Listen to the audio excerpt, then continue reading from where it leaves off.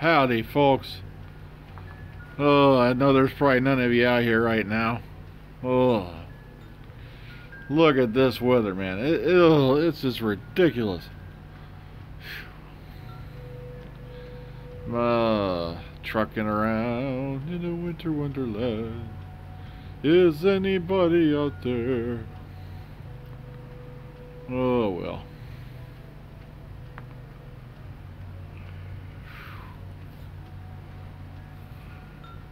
Yeah, just the usual stuff going on out here. It's Ohio, which means it is cold and it's snowing. And I'm out here on my front porch. I was just in the back garage. I was hiding from Clara, the ghost of Clara, at least. I really wish she'd go away, you know, come on, everybody else did. But yeah, I was just running the Jaguar for a little bit because I hadn't started it since we put it in the garage, and running my other car for a little bit so that way I don't have to freeze to death in the morning when I have to go back to work. But okay.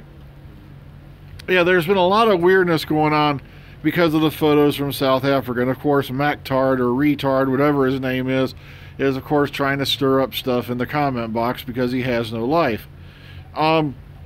And the thing is, if you did the research, you would know. That's funny because I typed in the contents of that one sign from Cape Town, South Africa, and not one single South African reference came up and tied to it. Every single sign we only defer to white trade only. It's all American segregation signs, every single one of them. And yet he's on there. Oh, hey, I know more than you because oh my God. And it just upsets me because then he tried to say I was insulting South Africans because I was trying to say that didn't exist. And no, I just said that particular sign did not exist in South Africa. And South Africa segregation signs would say Europeans are blancs only, B-L-A-N-K-E-S, as in basically Europeans or whites. So just to clear all that silly nonsense up, in other words, MacTard McRetard does not know what the hell he's talking about. He's merely online to start fights with people, and because his life is so dull and just useless. And I really hate to talk bad about people, but that's all he ever does in the comment box is challenge me because I don't know, maybe he has nothing better to do with his time. Okay. I know. I know people are like, how could I be talking about it? I know. I wish it was nice, warm, and all that out here. It looked like it was pretty nice down there, in South Africa from what we saw of the shooting pictures. Oh, hello, folks. I didn't know anybody would be on here. I was just out here to complain. Because look at this, man. Look at this. It's the Arctic waste. Oh. Here I am standing on the skeleton of my lovely porch because it's buried in the Arctic tundra. Yeah, I just got done running the snow thrower for the first time this year. Actually, I think that's the first time I've had to use it in a couple years. Oh, well. So, lots of interesting stuff going on, with the South Africa thing. Word is they're going to be down there a couple more weeks. So, it's just amazing to me because we all threw fits when, they got out of town to go to Tenerife or over there, towards Spain or the Canary Islands just for a couple days. And now it looks like they're going to spend an entire month down in South Africa. Now, some folks are saying, what if the episodes have something to do with... no, we're not. You're not getting a house tour. Why? Because my wife would kill me than you. And not... Sorry about that. My YouTube app decided to throw a fit. I haven't read Chibnall's production notes yet on Doctor Who magazine. I was just finishing up here outside. Maybe I'll go ahead and go do that now with a nice warm cup of coffee. Coffee. Oh, not coffee. Coffee. Whatever the hell coffee is. I don't know. Coffee. It sounds like the name of a Latin, not Latin joint, but a nice espresso place called Fifi.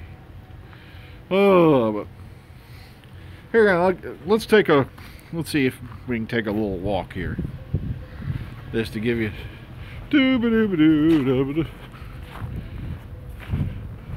Fortunately, that's my neighbor's house. I don't want to talk about it too much because they had a run of hard luck. I guess they were having some financial difficulty. Then their furnace set the house on fire, which is why nobody's been there, and it looks like, you know, a typical hillbilly shack, but that's because no one's been there in almost 2 years. Word is the bank's already foreclosed on the place. Then they tried to get some roofers in to fix the place. The first guy basically took their money and disappeared. It was a totally fake company. So people have been asking me, what do you do for a living? I work at an auto plant. I'm not sure if I'm free to say which one. Let's just say it's the one who don't like to talk about his friend back during the 40s. Yeah.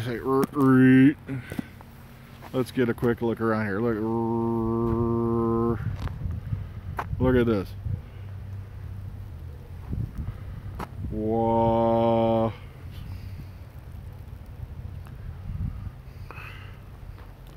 I know, isn't it weird now? You got the crown, you got a queen, you got... Oh, no, I already got the shoveling. That's what I just used the snow thrower for. Yeah, you got the crown, you got the queen. Then you got David Icke saying the queen's a reptile. It's all about the queen, baby. Yep. So I just wanted to pop in on everybody, say hello, while I'm hiding out here from the ghost of Clara. Now that's hard to nail down because there's an entire series of Doctor Who that I like. Because I really like almost the entire Philip Hinchcliffe era, right off the top of my head, for Tom Baker. There was, you know, like I said, everyone's like, what's your favorite Doctor? I'm like, every Doctor I've ever written, I don't like to rate, or, you know, watched. I mean, I don't like to rate them because everyone has characteristics that I enjoy. You had the first Doctor for his arrogance and stubbornness. You had the second Doctor who was a little bit more whimsical, you know, the cosmic hobo thing. Then you had the third Doctor who was the man of action, the James Bond type. Then you had the fourth Doctor who was the bohemian, more aloof, little seemingly crazy but always on the ball. Then you had the fifth Doctor who was Mr. Goody Two Shoes, you know, the paladin of the whole deal. I can't do that because it's wrong and I'm wearing a piece of celery. And then you had, you know, sixth Doctor Colin Baker, who was just flamboyantly arrogant, but at the same time they saddled him with a shit costume he didn't like. But you know, I grew to love Colin Baker's costume over time. I can see what they were going for. But it was kind of like, look, we're still here, watch us. Okay, then you had, you know, Sylvester McCoy stepping in. And they started him off a bit whimsical, a little bit clowny, but then he got really dark. And that's what I liked, was towards the end of his era when he started finding out just how much of a manipulator this little guy was. And Paul McGann was just Paul McGann. And all we knew of Paul McGann was for, you know, I haven't watched Scream of the Shotgun in a long time, so I really can't talk about it.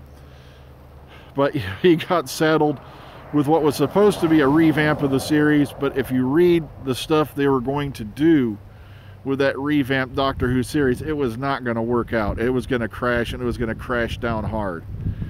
And of course, you know, he disappears in 2005. We have Eccleston, who's the wounded Doctor, the guy who's crawled out, you know, of the war, with obviously has a lot of scars.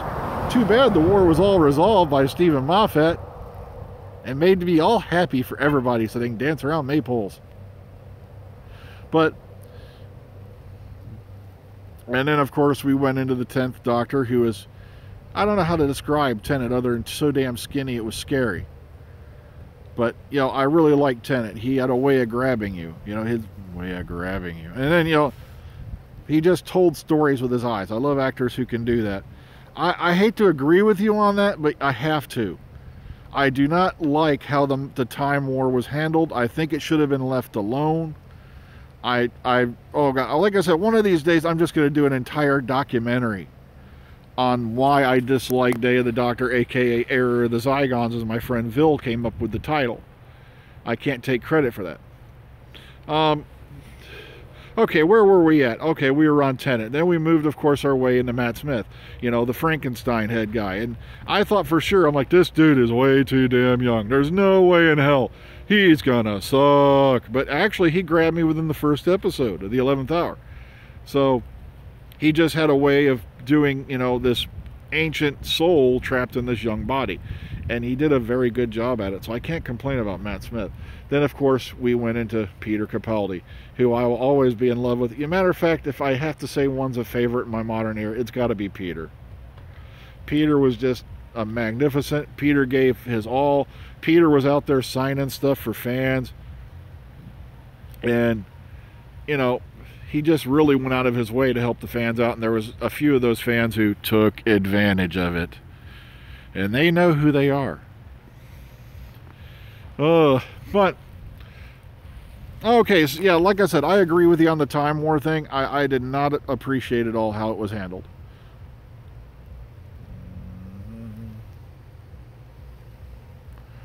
I know, I'm getting like a John Carpenter's The Thing vibe out here. Every time I turn around, I expect to see this half-formed, multi-tentacled Clara jumping up out of a shack or something.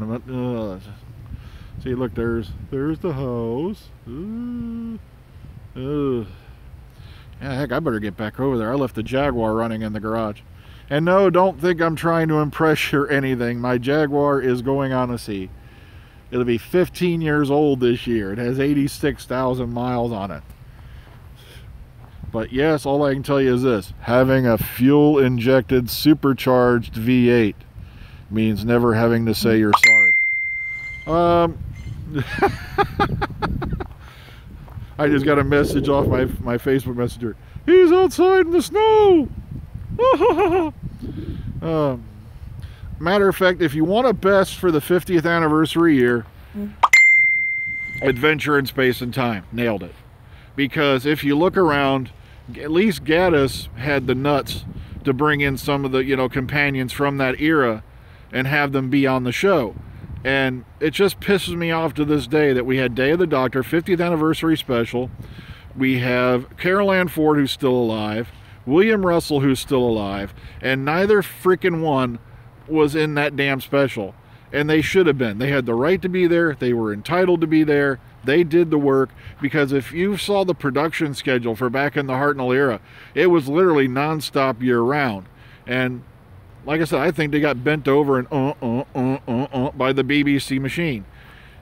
Because if you go look up, I know some of you folks have been to conventions, and some of the former companions have now been coming out and talking, going on 3, 4, 5 years later. It started about a couple of years ago. That's why I say 3, 4, 5 years after the 50th anniversary special, and especially the show in London Excel. They've been coming out and saying a lot of things about how they were deliberately segregated from the New Who stars at the conventions, you know, at the show in London. And there was also the story about how Wendy Padbury, who was Matt Smith's frickin' agent, had to crawl through security guards, get permission from somebody to see her own frickin' client, because she was an old classic Who star, and the BBC was keeping them segregated from one another. And if you saw the after show that went on that day, it was a total, I want to drop the F-bomb so hard. It was a frickin' disgrace. And I love how, yeah, Billy's starting to do conventions now because, oh God, please, I don't want to sound mean, but the roles are drying up. I loved her in Penny Dreadful, loved her in Secret Diary of a Call Girl, for obvious reasons. And, but the thing is, what have you seen her in lately? And that's the way it's going to be with Matt Smith eventually. If it isn't already, come on, he had to do the James Corden show. I say it because I have a friend of mine. Yeah. Then the thing is, also, a lot of people, I'm not sure if you're aware of this. If you're listening to Big Finish, word is, don't expect Jenna Coleman back in there anytime soon. Apparently she had a quote-unquote bad Big Finish experience, and she has no intentions on doing it. Trust me, once those TV shows dry up and she starts to get a little bit of crow's feet, she'll be in that studio. Yeah, look it up. Wendy Padbury, Matt Smith. Matter of fact, if I remember correctly, Janet Fielding was Paul McGann's agent at the time he landed the role for the 1996 movie. And it's amazing how these actors and actresses of yesteryear are still tied to the show at one way or, in one way or another. Ooh, look at that. It's the evil haunted tree.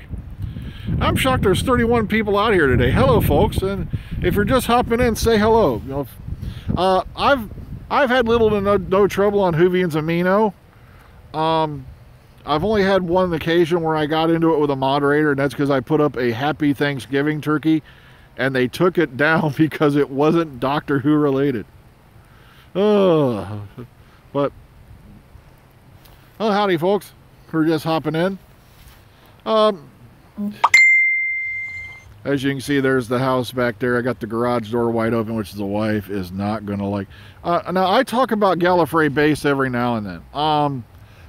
The problem is with this, back in the day, there used to be several people who were on Gallifrey Base who were genuinely getting some good inside information. But these days, it's just a squabble fest. It's like what happens when you throw a piece of raw meat in, in a bunch of hungry, starving animals. Everybody's like grabbing at the bit, and half the times it turns out it's total made-up bullshit.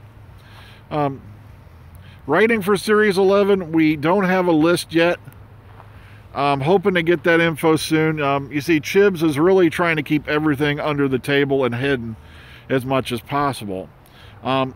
Moffat tried the same stuff back when he was doing Series 10, where they would start shooting on location, and what they would do is they make sure the location's either a military base, private land, or just plain in studio as much as possible. And a lot of people are blaming my friends who are the set reporters. That's not what happened. As a matter of fact, 9/10 of your spoilers that have gotten out were either from the Mirror, the Mirror, the Star, and stuff like that. And of course, these kids took the blame, and then they got double-fisted on the whole July 10th debacle, and we won't go into that out here because I could spend a day on that, about Peter Capaldi's last day, and it was allegedly a conspiracy to keep Capaldi to themselves, that they gave out a wrong date, and that's not what happened. All that happened was the BBC actually finished ahead of schedule for a change. Okay, somebody just asked me a question about something, and I'm sorry it scrolled by so fast I missed it. So could you ask it again, please? Okay, when do you expect the Series 11 to air? Ideally, I would like it to air last week of August, first week of September. They are shooting a smaller schedule this year. So, yeah, hopefully they'll have that done. And, saying, okay, I don't want to badmouth Matrix Lord because he does enough of it to himself. We have a bad history, and I just got out of that situation, walked away, and I cut off that whole channel. It's just sometimes the best thing you can do if you have negative people in your life is just get them out. And I know it's mean, I know it's evil. You want to be the nice guy, but the thing is, if you have like I've had 2 or 3 people who I used to podcast with, who I would consider to be brothers. One of them I had been talking to for almost 2.5 years. The other one I've been talking for over 2 years, and they turn around and backstab me so they can make themselves look big online. Yeah, and like I said, they're blaming these kids who the only thing most of these kids are doing. Yeah, I think there's 1 or 2 that really need to curb what they're doing. There's just a couple who are getting a little bit spooky, but the majority of these kids, all they're doing is they're going to see their show getting made, and then now they're being blacklisted. They're being, they're being mudslung and all that. And I'm telling you right now, 9/10 of the idiots who are throwing up sausage roll posts and all that on the DWSR hashtag, if they lived anywhere near Wales, their pretty asses would be on that set alongside them. It's that damn simple. And then, of course, you got the one hat guy who's backing him up like he knows what the hell's been going on, and he doesn't know jack squat. Meanwhile, he's putting out videos about it so he can get some kind of notoriety after he's faded out of public view for how long. Oh.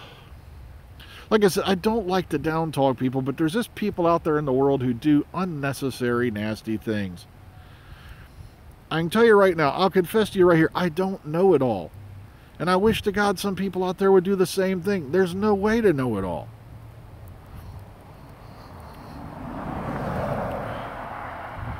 Oh, are you talking about girly letters? I don't know who GB is. But, yeah, girly letters has been getting harassed a bit from some of the quote-unquote sausage roll crowd and all that. And like I said, it's funny how people will follow, and when you follow this movement back to where it started around, oh, George Baker, sorry, yeah, I should have seen that. George Baker has been nothing but kind to me.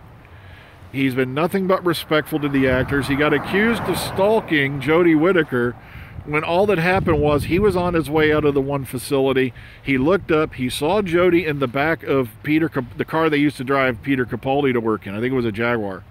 Or was it a Mercedes? I can't remember. But he looked up, he saw her, he waved, she waved back, and that's it. Next thing you know, George Baker is having his name dragged to the mud. He's being accused of having followed her back to her house. And guess what happened? George turned around and went, because he just posted the travel log from the Uber he was in. And guess what? It went in the completely opposite direction from where Jodie Whittaker's car went. He went home. So I was glad when he posted that travel log. Or was it a taxi? But it was a log of the actual trip. And it's okay, the sausage roll crowd is a group of people who are on Twitter right now, and they started spamming the Doctor Who set report hashtag, aka hashtag DWSR. And they claim to be doing it in the name of, we're going to keep Doctor Who spoiler free. And the thing is, you're oppressing fans, yet when the Mirror, the Star, the Express, and all that put out stuff that is completely spoiling the show, they're all sitting there quiet as church mice. It's just amazing to me how fans get abused, yet tabloids are doing this left and right, and yet the kids who are, out there just to visit their favorite doctor or just to, see the show being made are being harassed and dragged to the mud. And the sad part is, most of these guys, the sausage roll crowd started out with certain sites, like 5 certain people who are fans of Doctor Who, and then the Dummy Laming, and a couple of other guys. And meanwhile, it's half-wit people who live in their basement are leading the masses. Or the Sun, thank you for reminding me. The Sun is even worse. But then, of course, guess who gets blamed? These poor kids who are doing nothing more than going to visit the Doctor Who set, maybe catch a glimpse of the Doctor. And then, it's just all they're doing is being fans. It's not like, I can tell you right now, 99.99% of the time, these kids are not following the actors home. They're just there at the set. They usually get an autograph. They hang around, watch some filming, then they go home. Like I said, thank you, Pink Diamond. Yeah, we have a certain guy who wears a certain hat who's out there making, how to properly behave on set vids. Meanwhile, he has not had a single clue what's going on with this. He's mainly hopped on the bandwagon. Now that, he's basically sitting there trying to keep the car crash from happening after the paramedics have already taken the bodies away. Oh, it's just amazing to me. I love the chick. I loved Malcolm, the thick of it. Oh, I thought you meant the tick. I love the thick of it. I have all the episodes here in certain files. I love popping it on and watching it every now and then. Like I said, Peter Capaldi is an amazing actor.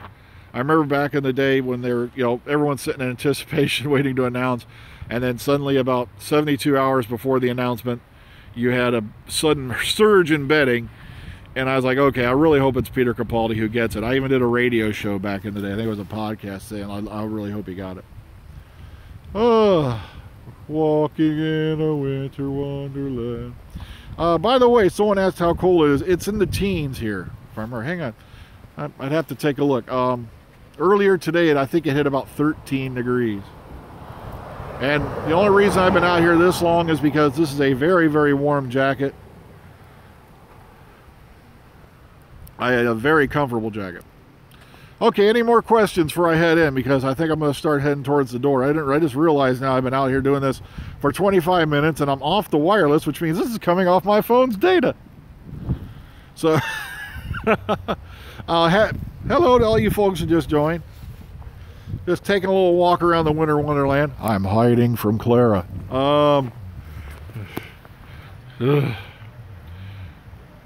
Okay, here's the thing. When the MeToo movement started and all that, if people are asking about that, I genuinely believe there were some people out there because the way Hollywood runs, there's a lot of stuff going on behind the scenes you would not believe. People don't believe what millionaires and billionaires can get away with in this country, and they're never charged. Like, look at Roman Polanski for one. Here's a guy who got caught with his hands in a 13-year-old's cookie jar, and all he had to do was get on a plane and fly to France. France refused to extradite him for how many years? And you know what his excuse was for what, he said, I didn't do anything with the 13-year-old. I just took nude photos of her in my hot tub. Like, that's really covering over the whole, yeah. But the thing is, there's too many men, too many people out there making too many problems, and a lot of them are above the law. If you honestly don't think anyone in America is above the law, I have some land I'd like to sell you. It's beachfront property just south of Mount Rushmore. Because, trust me on this, there's a whole lot of people getting away with a whole lot of crimes in this country. As long as you have so many zeros in your bank account behind a number, you can get away with anything in this country. And the whole MeToo movement started out as a good thing. I really was, happy some of these guys are being brought to light. But now I think it's just degenerated into a witch hunt.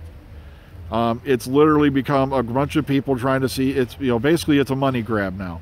Let's see who we can throw up some mud on. Let's see who we can get somebody to pay out money for us to shut up. And meanwhile, the people who are the actual victims, who are actual suffered at the hands of this type of, these type of predators, congratulations. All you people who are out there muckraking for money, you're throwing up a smokescreen that these guys are going to hide behind and get away with it again. That's all that's going on. And meanwhile, the victims, the actual victims, not the ones who are making it up to make some cash, are the ones who are going to suffer for it. But also you have to look at the ones who are being falsely accused. I don't believe Stan Lee was in the industry all that long and was, this fast hands with Russian fingers deal. I really don't believe it.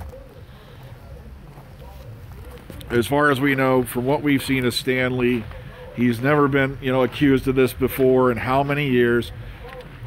And sadly, it's like I said, I agree with Liam Neeson. It's degenerated now into a witch hunt. It reminds me a lot. Like I said, it started off with great intentions, but now it's reminding me of the McCarthy era in Congress, where all you had to do is point a finger at somebody and say, oh, look, he's a communist, and congratulations, you just lost your job, you're now blacklisted from work. And sadly, that's what it's become now. No, we do not know who the Series 11 writers are yet. They're keeping that very carefully concealed right now. Black Panther, well, I don't know, maybe if I get around to it, I'll go see it. Well, folks, here's your last chance to ask any questions, because I'm going to start heading for the door. I am covered in snow, and I'm starting to freeze, and I just realized I'm coming up on a half hour of being out here. So any questions, get them in now. And now. And now. Okay, Deadpool. I love Deadpool, and I have not seen Infinity War yet, so I can't tell you if it's going to be good or not. I'm really hoping to have time to get around to do a documentary on the 50th anniversary. I'm sorry, Darren, could you re-ask your question? I'm sorry, I must have missed it. This thing scrolls really, really fast, okay? Because basically the message comes up on the screen. If I don't catch it in that second, it's gone. It's just, okay, someone asked, do you think 13 will have a sonic screwdriver? Maybe eventually. Someone asked me if I watched Primeval. Yes, I really liked Primeval.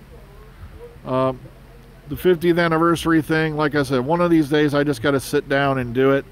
I want to do it documentary style, where matter of fact, I'm even tempted to go a little thing where I, try to go scene by scene, but I'm gonna have to be clever on that because of the copyright Nazis. No, the 13th. No, the Sonic earring thing is a rumor that was started by fans. There has been no word on that. Now, here's the thing. Yes, you think you should let them play the doctors, even though they're older. All right, in the 50th anniversary, what they could have done, very simply, was if they couldn't have been on the set, they should have at least been in that last scene standing there with Matt Smith looking at Gallifrey. There was no reason why everybody had to be functionally age correct for that final scene. All the surviving living doctors should have been in that scene at the very end. Not let's hire a bunch of stand-ins and we'll stick bad graphics over their heads. Like I said, the Tom Baker thing, if you watch that final scene in Day of the Doctor, it'd have been more realistic if they drug his mannequin out from Madame Tussauds. Matter of fact, next time you watch Day of the Doctor, at the very end, look at the guy who's doing Paul McGann. It looks like his head is made out of a freaking Lego block. And I'm not trying to be mean to the stand-in, who's Scott Stevenson, by the way. I'm just trying to say, they could have, why was not Paul McGann in that flash shot with John Hurt, you know, David Tennant, and Matt Smith? It seems to me like they're bend over, Paul. Oh, I got a little something for you. Because, for one, Paul McGann should have had his whole damn own special for why he regenerated, not a 7-minute mini-sode. They completely robbed him that year. And why? So they could make a 75-minute billboard that had nothing to do with looking back on the past of the show, except, oh, look, we've got a bunch of references and photos. They did references and photos throughout the whole Moffat era, so what was so special about that particular episode? You're right, Paul McGann was robbed. He should have had at least a 45-minute to 1-hour episode explaining his regeneration and how things devolved into the Time War. Matter of fact, like I said, as much as I love John Hurt, and like I said, I hate to say this, but it's true, Paul McGann should have been the War Doctor. It would have solved a lot of questions. It would have saved a lot of problems. And plus, it would have given the fans what they want, which is more Paul McGann on the screen. And it simply came down to a matter of fact this. Who was going to sell more theater tickets, Paul McGann or John Hurt? And that's the real reason I believe they went with John Hurt, was to sell movie tickets and get butts into seats in theaters. The thing is, I love the War Doctor as it is now, though, because I've listened to the Big Finish War Doctor series that came out, and John Hurt did a really good job with that. But yes, Paul McGann was up and willing to come in anytime to play the Doctor, and they basically said, no, move on, little boy. We're going to bring in the big guns. Oh, well, I got to get back inside, folks. It's been over a half an hour, and this is coming off my data stream because my wireless ain't functioning this far out. So I want to thank all of you who popped on for a bit just to share the winter wonderland with me. So I got to get my ass inside. So take care, everybody. Good night. Have a good one.